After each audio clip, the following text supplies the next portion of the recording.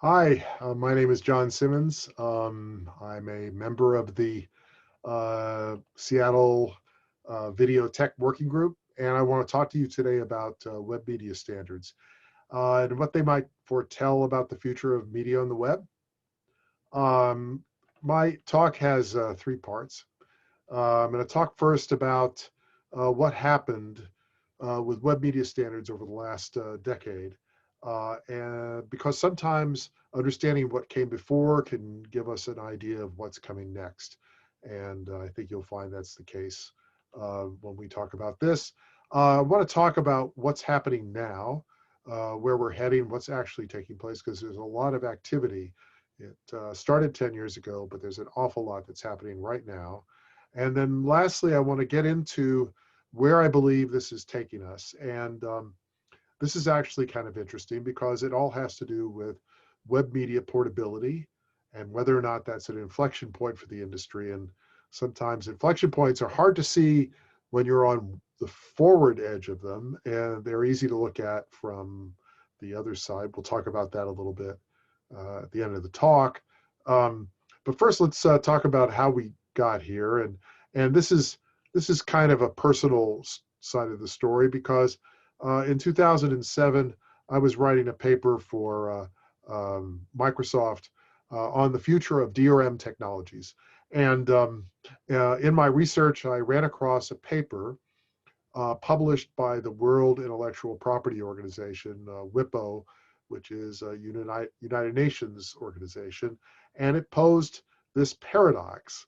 And the paradox basically had to do with the relationship of commercial media and the distribution of commercial media and the web.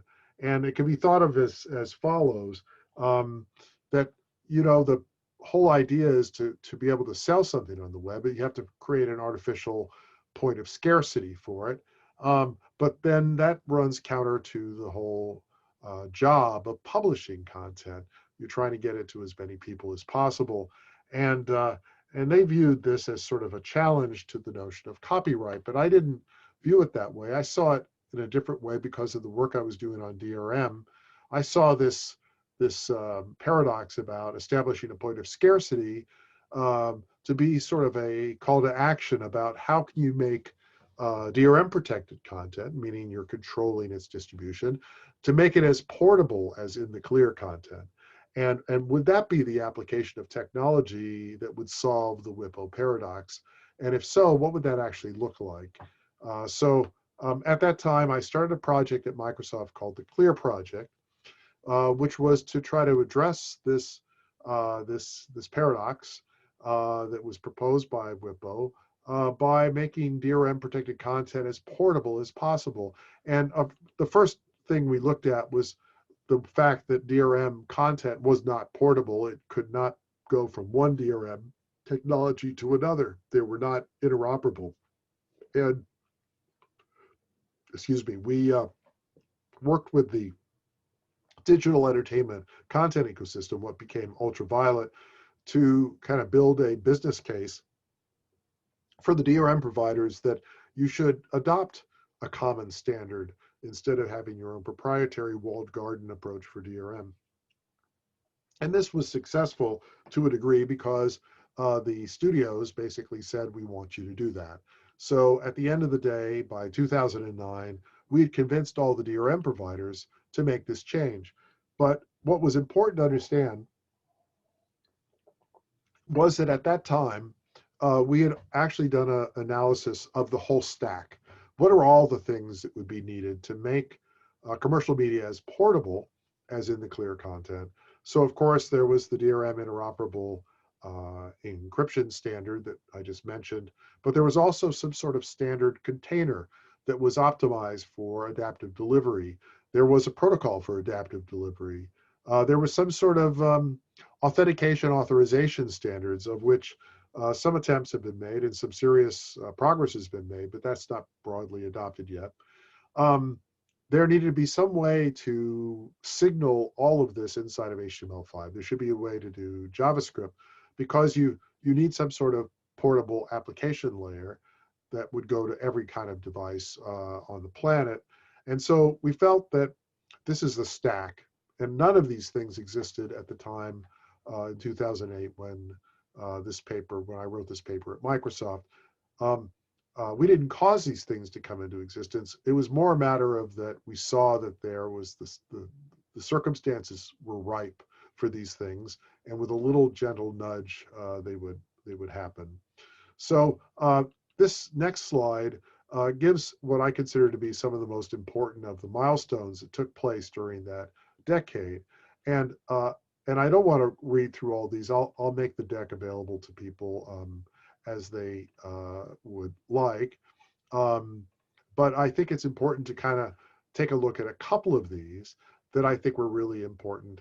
One of them is um, the fact that it was in 2010 when there was a call for proposing a adaptive streaming standard, and that standard actually got published by um, oh, let's see, I've lost it on the slide here. Oh yeah, by 2012. So it just took a couple of years, and that standard was out there, DASH, Dynamic Adaptive Streaming over HTTP, and Common Encryption that we just mentioned before. That became a standard by 2012 as well. But the work to get W3C standards done, what became media source extensions and media encrypted media extensions, those were proposed in 2011. They didn't actually become standards until 2016, 2017. So very slow progress to get things done in the W3C when it came to commercial media because of the resistance to the notion of commercial media being distributed on the open web.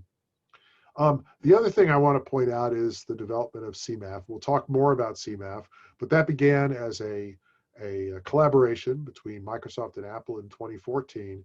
And eventually, with a large group of companies in 2016, it became a proposal in MPEG and actually became a published standard by 2018. So all of these developments and others are the ones that I would consider the milestones of the decade of media web standards that took place leading up to where we are today. And I want to talk a little bit about some of these standards because although the standards are published, maybe you don't understand their kind of where they sit in the pantheon of media standards. So we'll talk a little bit about these. I mentioned earlier that there was no DRM interoperability in 2009. All of the DRM technologies had their own container format, their own encryption schemes, and if you wanted to deliver the same video to Widevine and PlayReady and any other DRM, you would have to encode it in a completely separate asset to deliver it to that content. So obviously not at all portable. So the common encryption spec made it possible to just have one single asset using the same encryption scheme with some header information about the different DRMs. So it standardized the encryption and the signaling within the content of the DRM metadata, if you will. And that had actually a very big impact on portability of commercial media. CMAF I mentioned. At the time, Apple, which developed HLS, Apple developed a HLS spec or HTTP live streaming. They were using MPEG-2 transport stream. Apple came to us and said, gee, if you would adopt the CBCS or AES CBC mode encryption standard that we're standardized on, we would work with you to develop a fragmented MP4 standard and move our technology to that. And so it took us a few years to get it all squared away, but that is in fact what happened. CMAF eventually was brought to MPEG, as I mentioned, and in that process, it has since then has become perhaps in my opinion, the most significant of the media standards that have emerged over the last few years. And we'll talk a bit more why that is in just a second. But I will point out that it's designed for live linear streaming with content protection and ad signaling. It's all of the technologies that we've been talking about at the encoding level that are needed in order to produce truly portable, globally portable, device portable media streams for the web. And that is an inflection point if there is one. I did talk about the fact that there's both Dash and HLS. They kind of occupy the same space. There won't be at any time in the near future a single adaptive streaming protocol. And that's why it's so important to have an interoperable encoding format between the two. That's what we have with CMAF. As I said, that was kind of the raison d'etre for CMAF, was to create some way for HLS and Dash to be fully interoperable. And of course, adaptive streaming, I won't go into why adaptive streaming is important on the web. Uh, Obviously, there's no fixed quality of service on the internet. You never know for sure what the bit rate's going to be. And for that reason, although 5G might change that a lot, for that reason, adaptive delivery is very important. But CMAF as an interoperable point there is very important as well. So I'm pointing out here that Apple is now supporting, as of 2016, CMAF with HLS. And so when you deliver content over the web to devices, you get greater storage and packaging cost efficiencies and better edge cache efficiency for that content. But more importantly, you get greater portability to devices, because many of these devices only support Dash or HLS, not necessarily both. But if they all support CMAF, you're off to the races for device portability. Again, kind of the theme of this talk is device portability and media portability. I mentioned earlier the advances for encrypted media extensions, media source extensions. These are very important standards to bring us towards an application framework for delivery of content. There are some problems still. We'll talk about a little bit near the end. But with the addition of media capability extensions, which is the ability for you to interrogate a device and say, do you support a particular codec, profile of the codec, or output protections on certain devices. That ability to interrogate the device and ask it makes the application more portable. And this is a direction that's going to be very important as we head towards the 21st century, true device portability for applications.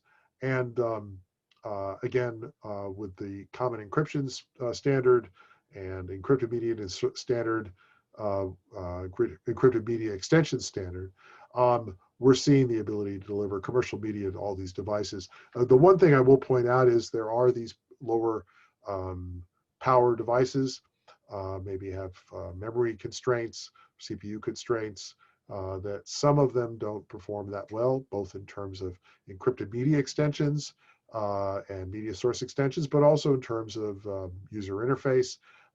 This is an area where some more work needs to be done. There's lots of activities, and this is worthy of an entire talk by itself. At the same time that Microsoft and Apple were under NDA disclosing the beginnings of the CMAP specification work, we were also meeting with the CTA. I was meeting with the CTA in Las Vegas to discuss creating an activity that would be focused on media portability on the web, and that's the WAVE project, or the Web Application Video Ecosystem project. And one of the areas of focus of WAVE is CMAF itself and the media profiles. And so what we've done in WAVE is to identify key media profiles that have large industry support for CMAF, either new codecs with a lot of industry support or existing codecs that have a lot of device and service support, and to put in one place a document where you can see which media profiles you should be focusing on to get portability. And also, WAVE is developing test suites that will automate the ability to determine whether or not these media profiles are well supported by those devices. That is also a topic of an entire talk in itself, but will be critical to the development of portability on the web. So as I mentioned, all these standards are now published. I will state that up front that some of these are not the latest drafts of those standards, but you can follow these links and find the latest version of all these specifications. So we've gone a long way from 2008 saying, well, there should be these standards, and now we have them in large part. What does this mean? What's going to happen next, and what's it likely to mean? And so I've listed here a number of activities that are taking place in the industry right now that are ongoing activities. I'm just going to skip through a couple of these just to point them out because I think they're important. As I mentioned, there's a lot of work going on for low latency support in CMAF. Well, there's also work around low latency support in MSE and for codec switching in MSE, for ad signaling, period boundaries and the like. And also if you're familiar with broadcast world, you have SCUDdy35 messaging to indicate such things as ad insertion points, like when you're watching a football game and there's a timeout, they want to insert an ad, you put something in the stream so people know. Well, when you go to CMAF for CMAF live streaming, that's what's called an e-message box. It's a payload in an e-message box. And support for that percolating up through HTML5 is work that's being worked on in the Media and Entertainment Interest Group. Hopefully will become a topic at TPAC, which is the W3C meeting next month, and will provide a means for JavaScript applications to be aware of ad insertion points. That's a pretty important development. Some of the others here, there are some new media profiles going to be coming out for VVC and EVC. I expect those to be proposed in the next few months in MPEG, and there already are AV1 profiles for CMAP as well. Another area I'd like to point out is media capability reporting. I just was talking about a few minutes ago. Lots of developments happening there. CTA Wave has been trying to push for enhancements to that, and there's an opportunity for anyone on this call to participate in that development. There's also a byte stream format that's defined by W3C. It's used for MSE. Right now, the byte stream format that's defined for MSE is ISO-based media file format. It's kind of a loose-fitting spec. It needs to be updated to understand more about some of the features of CMAF that a user agent should be aware of, and lots of work going on for ad insertion, both in -IF and elsewhere, and finally all the testing frameworks that I was talking about before. This is probably one of the most important areas for portability extensions across the industry.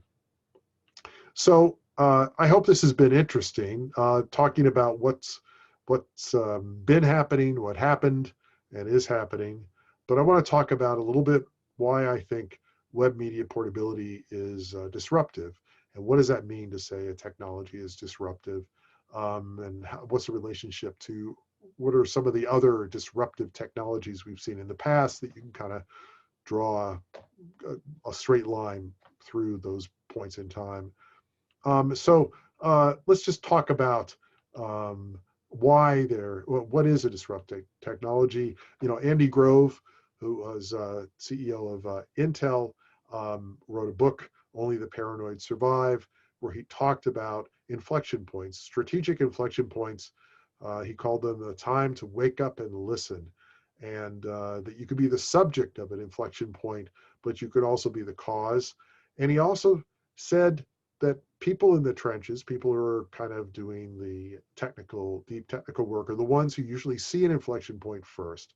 They're the ones who realize that something's coming, and that something that's coming could have a big impact on what's going to happen next. So let's talk a little bit about, whoops, I got ahead of myself on my slides. Let's talk a little bit about that inflection point and what it means. And we'll talk about two inflection points that I think are very similar to the ones that we're mentioning now. One of them is the inflection point of the internet. This took place in I would say 1989, when AT&T made Unix TCP/IP code public domain. Now, what this chart is showing is the number of TCP/IP hosts by year, and you can see there was a hockey stick growth that started around '89. And basically, if you had a business, talk about inflection points, if you had a business selling LAN software, aftermarket software, so you could hook up all your computers in your office and share information and documents between them. And you didn't realize that TCP/IP was about to eat your lunch. You pretty much were going to be out of business. And so there were a lot of businesses at that time that were making their living by selling LAN software. But once TCP/IP was in the public domain, every device was shipping with TCP/IP, and that became the way you network computers. And again, the important thing here is to notice that there wasn't a technological advancement that took place that triggered that. There were other events that took place, DNS and other things, but I think this is the one that had the most obvious connection to rapid growth of the number of hosts. And the other inflection point that I think is kind of fun to think about is the World Wide Web. Before 1992, we were in the walled garden era of the internet, where you could find content to look at, but not using HTTP and HTML.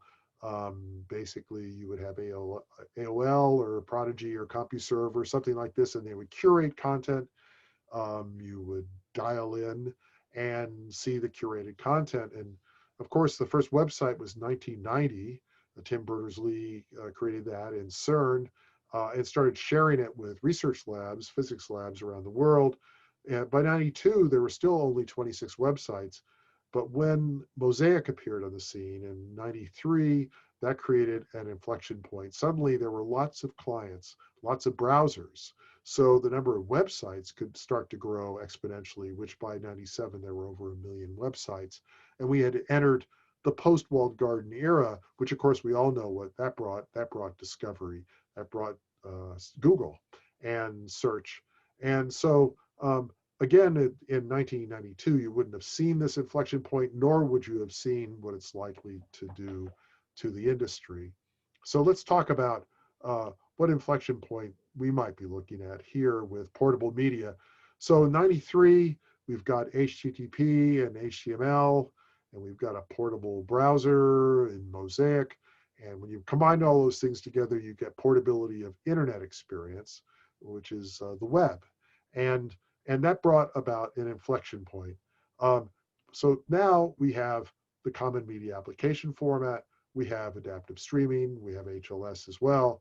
We have HTML media extensions, add to that media capability reporting. And we have progressive web apps or some other solution to the application portability issue. And you put all these things together, you get the portability of web media experience. So you can see there is a parallel here.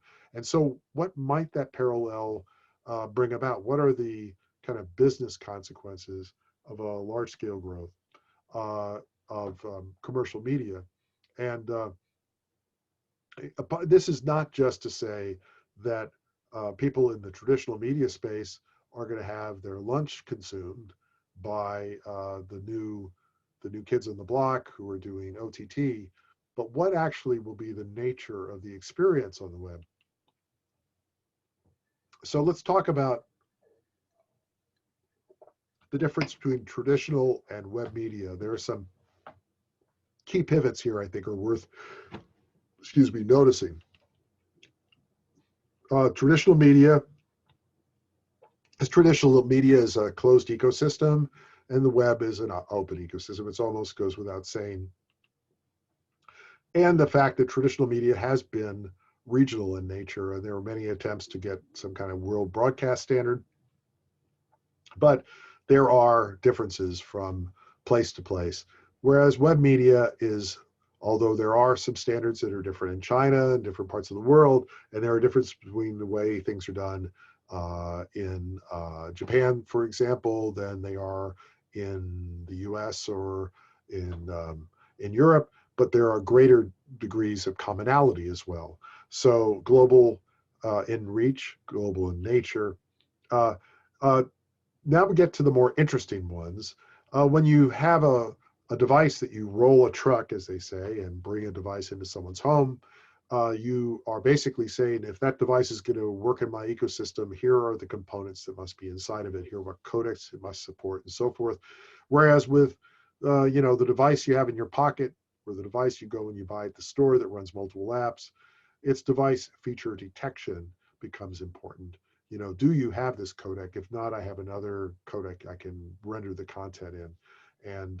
And so device feature capability is an important transition we're seeing. Device interaction is well defined in traditional media, whereas it's enabled. You have a device that can do lots of different things. You didn't buy the device for that particular application. It just runs different applications. And the value chain is narrow at the top with traditional media. It's like, this is the set-top box you got from your cable company. Here's a device I bought to make phone calls and to text with, and also it runs a bunch of apps, which means many apps can run on the device, and that means the value chain is broad. And of course, we know there's curated content from the traditional media company, whereas you're trying to find content in web media. And there's one authorization provider, and there are multiple of them. We all have gone through the experience of having to memorize credentials for multiple companies' applications. So let's talk a little bit about what this all means now and what it may mean tomorrow. So right now, what we're seeing is we still see traditional media companies combining playback and discovery in a single framework. So they call it Screen Zero. Single authorization credential, even if it's a box that you got from them, or you have some credentials that you can use on the web, but it's still, you're getting all the content from one authorization provider. So it's a traditional walled garden model. But what we're also seeing is people cutting the cord or shaving the cord, or however you want to look at it, and then cobbling together OTT services to provide curated content without a common playback framework. So you have to say, well, I'm going to run this app because this app has a Netflix app, and now I'm going to watch Netflix content, then I'm going to go watch someone else's curated content. And you have to remember all your credentials, or maybe use some other mechanism for storing the credentials. So this is sort of like lots of smaller walled gardens, not altogether different, in some ways less appealing because of the fact that you don't have this single discovery Screen Zero framework. So there are two futures that seem pretty evident to me. One of them is traditional media companies and virtual media companies and OTT aggregators providing a curated content, combining playback and discovery in a single app framework. So now, the larger company will say, tell us what your content is. We'll provide the discovery framework, and then we'll launch your application, or we'll launch you'll launch your application in our context for video playback, but the consumer only has one authorization credential to and only one company to pay when they write a check. So I view this as sort of a very large walled garden with tenant farmers. If you're familiar with that term, look that up in Wikipedia, you can find out what that is. Not really that different from what we have today. It's just sort of it's where we're going. It seems to be one of the most common things people are doing. But then the other approach is to have cloud services which combine playback and discovery in a single app framework, but they're cloud storing authentication linked authorization tokens. So you have your identity on the web, you have tokens that represent your rights to content. You cloud store them in some place that's your private repository that's protected and not shared, and you have some application that's a personalized, I'll call it a web media browser. It's not really even a browser. It's more a matter of something that goes out and ingests your credentials, ingests your authorization tokens, and makes discovery recommendations based on those without you having to either be um, linked into a single mega MVPD or to cobble together OTT services. So these are the kinds of futures that may be around the corner, but I can assure you that the portability of commercial media represents an inflection point of some kind. So just to summarize where what we've talked about, well, it talked about kind of how we got here, the origins in 2007 and 8 of portable media constructs that led to web media standards that kind of brought us to the kind of emergence of standards that we're talking about today. Some of the critical work that's ongoing right now that you might want to get involved in, or you may already be involved in, and some of the possibilities about how this portable media portability across devices and services could impact the business of media distribution and entertainment, and how that might be a transformative experience both for consumers and for media services and device manufacturers. So with that, I thank you very much for your time, and I hope you have a great travel around the meetups across the globe. Thank you very much.